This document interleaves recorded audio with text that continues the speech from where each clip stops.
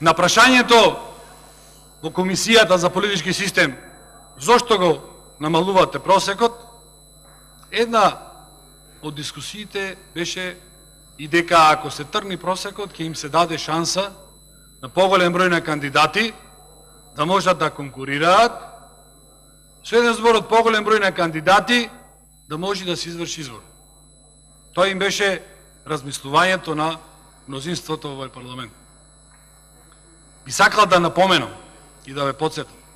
колеги пратеници од мнозинството, дека моментално во предлог законот,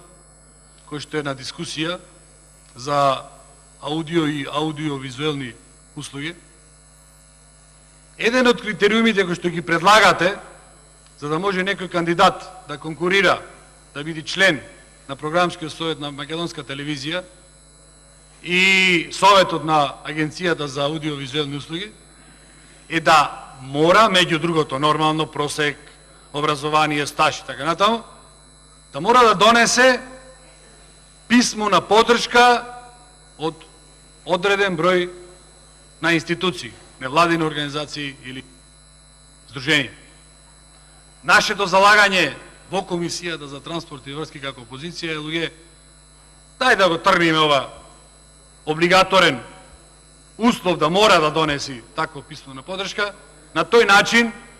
ќе створиме можност за повеќе кандидати да конкурираат и во текот на процесот на избор на тие кандидати да се одбери најдобриот. Тие тоа не сакаат да го прифатат. Значи, за еден предлог закон го тргаме просекот од 8 во студирање, за да можеле повеќе кандидати да се пријават, а во друг предлог закон не го тргаме услово за да се донеси задолжително поддршка од институција, бидејќи тоа не било важно.